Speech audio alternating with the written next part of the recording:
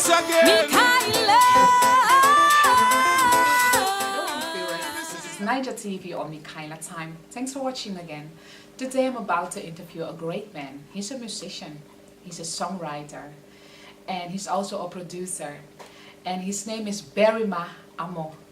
Thanks for having me here in your wonderful studio to interview you. How are you doing? I'm doing well, thank you. You're welcome to Ophir Studio. Thank you, thank you. And as you can see, I've built my... Listen, you are looking so splendid and like, wow. Thank you. I was so inspired by your music. I was like, you know what?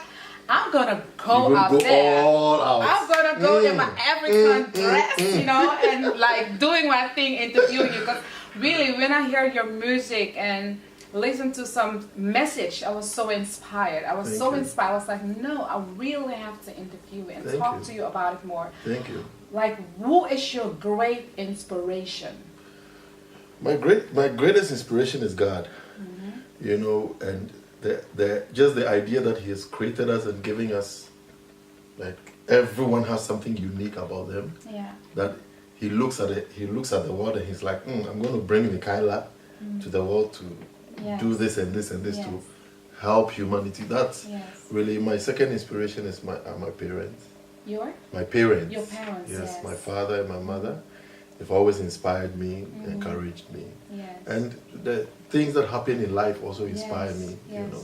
Because I can hear it back in your music, like there are messages in your music. And like you say, God, your parents, and things about life. So you'll take all those things when you make music. Yes. And what is your, like, what are the things that draw you to, like, write a certain song? What happens is that it's like something can bug me until I write it down, and then so for one thing that really draws me is the unity of humanity. That if we come together, there are more. I believe that there are more good people than bad people in the world. You know, and I'm a bit optimistic, so I always, even at the places where people tell me that as for this, black people can never do, I always believe that we can do it. You know, and it is for us to provide the inspiration so that we do those things. So the unity of mankind, the unity of black people, you know, how Africans and South Americans or even black Americans of the North, how we are separated. I feel like there should be something that brings us together. Wow, that's music. Yes. Because the name of your album is The Journey of the African Drum. Yes. And I can see that you're very, very, very proud African man. I mean, where you're from, and you're just so a big inspiration. I mean, in God's wisdom and knowledge, made me an African. Wow. You know, I'm not going to challenge what God did. You know, and so He made me African for a reason. Born in some small village somewhere. You know, and you know, coming from Africa, I think that was God's plan for my life. You know, so I take it, and then that's the template that God gave me, and I use it to the best of my ability. You know, so I'm very proud to be African. In fact, when you give me anything else, I don't want. Wow. But you're bringing Africa in another level. Like, I've been hearing you saying before the interview, like, some people were not. There were people who were not being proud of Africa because of bad things that they were hearing about Africa. Yeah, I mean, right now, because of social media and the internet and the global village that we're making, now we're getting to see the good sides of each other. But there was a time when Africans didn't respect blacks in the Americas, and then blacks in the Americas didn't respect Africans, because when they look on TV, all they see is poor Africans, people walking in the forest. And then all we heard about you guys were that you guys weren't doing well, you weren't going by your bootstraps, you're not doing well, you are living in ghettos, and you know, and so we all didn't like each other. You know, and now social media, when they tell you that Africans live in huts, and I go back home and then I take a picture of myself living in my mansion, you're like, hey, wait a minute, I'm always not living in a hut. You know, so these are the things that brings us together, because one thing with people is that your history and your heritage is what makes you proud and gives you self-worth. So if you don't hear anything good about Africa, there's you would not want You to never be never African. go. You understand? And it's also the things that are showing on TV. Exactly. Me myself, I was in Africa a few times, and I was Nice. like, wow, Africa is so beautiful. Yes. Like, but they show you just only bad things. Exactly. But with your music, hear it in your music. You Yes. want to bring unity. Yes. You want to like open doors with your music and let people see all over the world that Africa is not that bad. No. It's not that downward Yes. how people think. Yes. And with your music, you're telling people to see the beauty of Africa. And then I also Sounds want Africans to see the beauty of South America. Yes, yes. You see? Because those are our brothers. Yes. Those are our brothers. And those are our sisters. You know, that it's not that they are just there and they are just like, oh, enslave me, enslave me. No. Yeah. They're also building. They're also doing great things in South America. Yes. And so it's the two that must come together Yes. and merge for it to become something. To be connected. Yes. Yeah. And I That- can also hear it in your music. Like, I can hear different inspirations Yes. like, from different... Yes. Because you were saying that is like what Yes. you want, the unity. Yes. I can hear some Surinamese Yes. in it. I was like, Yes. wow. But you went to Suriname as Yes, well. I've been to Suriname twice. I've done concerts there a lot. Yeah. And actually, in South America, I go to South America a lot. I love it there. It's like a second home for me. So, for me, it's just about coming together, you know, and uniting. So, Wow. yeah, no matter what we do, that is the end goal for me. Yes. You know, and the music is the tool Yes. to get to that goal. Yes. So, what are the message that you want people to hear in your music that they will have questions after they hear a certain song? You will like, you know, because you're going deep. You're going deep. Yeah. So, if somebody here listen to your music and they're like, you know, have some questions. Yes, especially when I did Obibini. Obibini means a black man or black woman. You understand? And in my culture, Obibini, that's the word for black man means that you are somebody. Wow. Yeah. Really? Yes. So wait a minute. Viewers, if somebody say, hey black man, that means you are somebody. So where is someone goes? Hey black woman, you are somebody. Obibini, you Wow. are, or you are worth, you are worthy. You know, and so one of the greatest playwrights in Africa called Chinua Achebe, he said something. He said that Once again, I'm sorry. You're going too fast.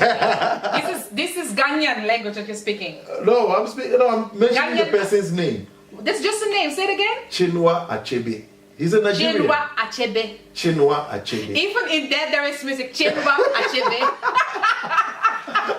Yeah. Oh my God. So Chinua Achebe, he's one of the Africa's #1 playwrights, and he said something. He said that until the lion learns how to tell his story, the hunter would always get the glory. Wow. And so I write the song, and then I have Twi and I have Swahili in. I said, Obibini, black man, where are you going? Yes. Unakwendo wapi? You know, I have another song saying Beji Wayeyi. And when people hear it, the only thing maybe is just a song to praise God. Yes. But the behind it I'm asking is that, you see, in Africans, there was a time when we go to God, we only went to God to thank the Lord. Yeah. In our festivals. It was Yeah. all harvest festivals. Yes. You know, now when we go to church to beg for daily bread. Africa wasn't a place that used to beg for daily bread. Everybody came to Africa to come and eat. But today in Africa, people have to go to church and beg God for their daily bread. So I'm asking questions. Why is this thing happening? Yeah. You know, why have we sold ourselves? Wow. And why, you know, and so I praise Africa, but I also ask questions. And I'm not the type to down people like you are nobody or you know, it's like a conversation. When you hear the song, it inspires you, but you also have to think. You know, so I try to balance the two. Yes. in how I present the music. The other song that I have is called Tears in Aden. Tears in Aden. In Aden. You see, the Bible in in Genesis says that Aden, the waters that there are 4 rivers that come into Aden that watered the garden, and they flowed from Ethiopia. So then the Bible is telling us that the Aden, the Garden of Eden, was at the south of Ethiopia. Wow. That's what the Bible says in Genesis. Yeah. Okay, so why? So the place was called Eden, and then God made a garden in the east of Eden. Well, now Ethiopia is in the east of Africa. You see, and so now, like the land is crying because it gives us everything, but we, you know, so we ask questions. We have to ask ourselves questions. Yeah. and think deeply about how we can come together and unite and build Africa. Because without unity, it is not possible for us to unite. We have to connect back to our, in Nkrumah, in Nnamdi, and all these great leaders from Africa try to do it. Yes. Bring people from the presidents from South America to come and have, but later it went down, and we have to pick it up again. Yes. Wow. Yeah. What makes you so different and unique than other gospel artists, musicians, producers? What is the thing that God has placed in you that is unique? Because we all have something unique, different than other one. What is that thing? I think that we are. That's what in the beginning I was saying, that God creates us all differently, and He creates us for His purpose. He has a purpose for why He brought us here, and sometimes we struggle with that purpose, and we are not. Sometimes we are afraid, and sometimes we delay. But at the end of the day, we come to that place where we realize that we have to do it because it's even though others do it and they are tired, it gives us strength. Yeah. So I've never really thought about why I'm different. I know that I know what I hear, and when I watch society, I see what I see. Yeah. Not everybody will see it like that. And so my job is to break it down in a way that everybody else would understand how I see it. Yeah. And make them feel it. Wow. With the music. So when the drums even play, the drums must play a certain way. It has its own emotion. Yes. Yeah. You understand? So the music is talking. In Africa, there's a belief that when you want to speak to God, you play the drum. Wow. People, my God. Because the drum is the ear of God. Okay. Yes. I like that. The drum is the ear of God. The drum is the ear of God. Talk to me. Talk to us. So that is why in the slave trade they will sing and play the drum. Yeah. And then they sing the gospels, they sing the blues, they sing the work songs, because that emotion that is in us, we express it better with music and sounds. Wow. So it just come out. Yes. Because God has placed in every one of us a different sound. Yes. And with music, that sounds come out. It comes out. You also have studied jazz. Yes. Okay, I'm gonna sit for that. I have to sit for that first. You have studied jazz. Yes. You are just so, oh my God, like even talking to you right now, you were just saying about song, your sounds. I can feel there is a different sound that is like so unique and that can inspire many people.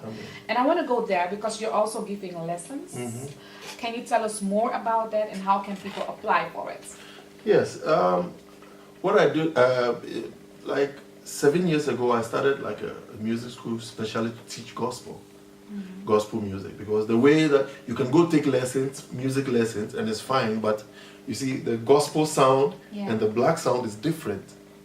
You see, so... Okay. What is the difference then? The difference is that we play a lot with our emotions.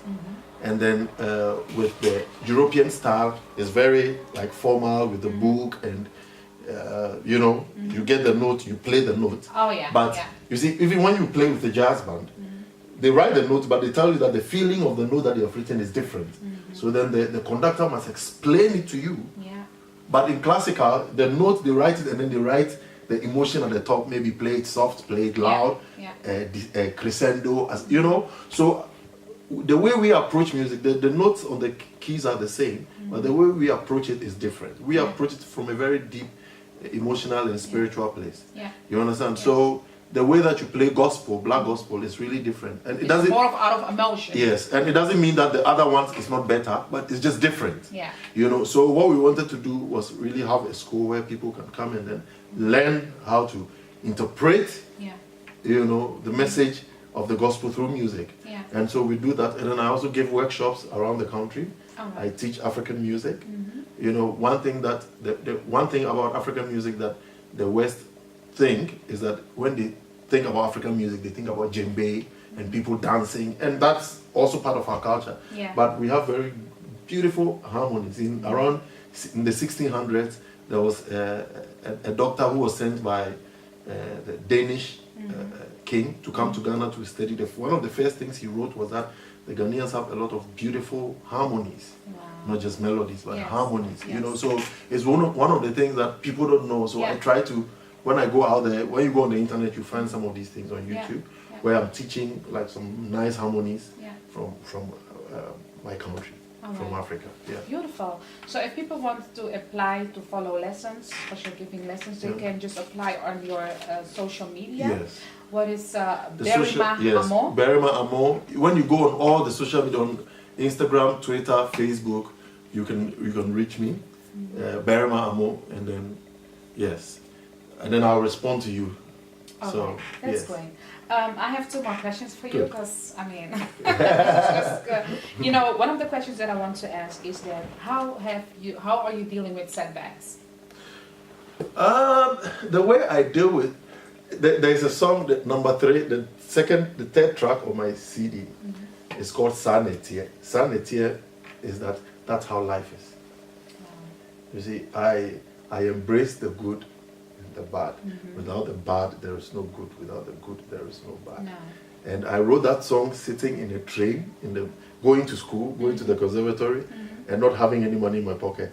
Wow. And then I couldn't take the train, so I had to walk from where I was living to the school, the Rotterdam Conservatory. It took me around 1 hour, 20 minutes or something to walk.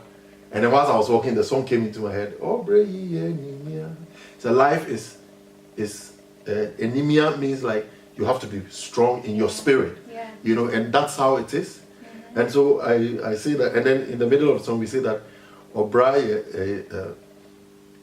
is tears and is laughter. Yeah. It's loneliness, but it's also conversation, having conversation with each other. Yeah. You know, so you get both. Yeah. And so for me, there are things that I'll cry about, there are things that I'll think about, there are things that will make me sad, but there are also things that makes me happy. There are things that, so for me, sometimes the bad things will help me to write a song, and everything turns out for my good anyway. Amen. You know, because you know there's a God that lives in me. You know, so these are some of the things that I helps me to navigate Yes. the storms of life. Yes. You know, Wow. yes. Beautiful. What are the pros and cons as a musician? The pros and cons of as a musician is, I think that everybody has their pros and cons based on what they're doing and who they are trying to reach. But for me, I'm trying to bring a new sound. You know, I'm not trying to do something that somebody has done already.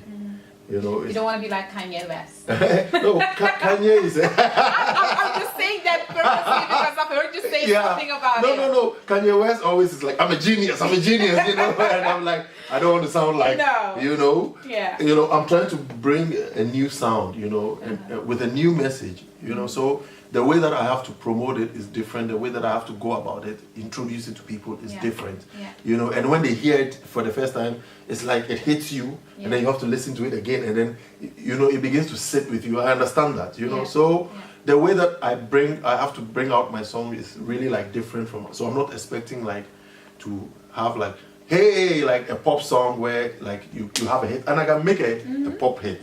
It's very easy for me, but I intentionally didn't want to do that. All right. You understand? Because I want to bring in a new sound, you know, that people hear. It's still musical. It still has all this, the elements of music, and it's still beautiful, but then it's still different. So I'm going about it different. I have a team together, and we're working on it. So those are the things, and those are the challenges that you would face. I like that what you're saying, because your goal is not to be popular No, or no, just no, to make no. a hit song. No. Your what you really want is make music with a deep message in it that will touch hearts and people and make people think about In it. this studio, I've made hits for a lot of Yeah. people. I have hit songs on my computer, on my PC here that I've recorded. But this type, the song that I made for this album, there's a goal and there's a purpose for it, and that's what I'm trying to reach, you know.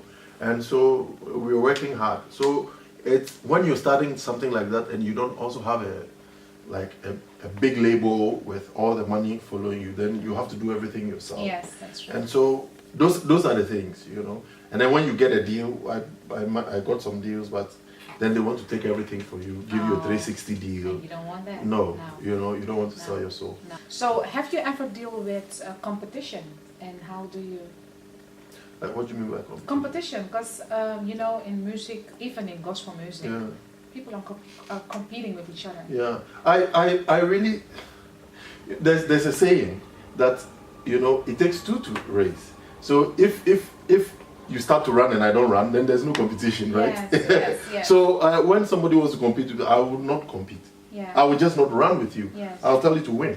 Yes. You understand? That's good. So for me, I'm in competition with myself. Yes. The type of person that I want to be, and the type of impact that I want to make. It engulfs me so much that I don't see what someone else is doing. Wow, I like it. You know, so I try to. I'm like the person that I have to be and the person that I'm now. They are so separate that I'm striving very hard to get to that place. Maybe when I get there, I'll start to compete. I don't know, but for now, I'm like, my mind is really on what I want to do, and the message. This is the beginning, and then the second thing that we as musicians must understand, because I make music for people, and then you also see that in people being a bit competitive. What you have to understand is that nobody listens to only one person. You see, when you go to somebody's home, they have different CDs. So they can have my music, they can have your music. Exactly. People don't have to choose. You understand? So for me, those are, I'm like, okay, I'm cool. Just go. As long as I have my fans and they love what I'm doing, they're listening to my music, I'm cool. And you know. Just stay true to yourself. Yes. So what do you have to say to people? Because, you know, it's sad, but it is happening, and that's why I want to ask you to say something about it to people who are singing gospel, even in the church, praise leaders, you know, just to encourage them to just stay true to themselves and not to compete. Yes. Well, what I'll say is that, you see, Rome wasn't built in a day. You know, you build a house one brick at a time. And so sometimes you can meet somebody, or you can feel like somebody's coming to your space where you control, and then you feel a bit threatened. You know, we are humans. Okay, fine. But, you know, if you have a goal ahead of you and you are open to others, it helps the music.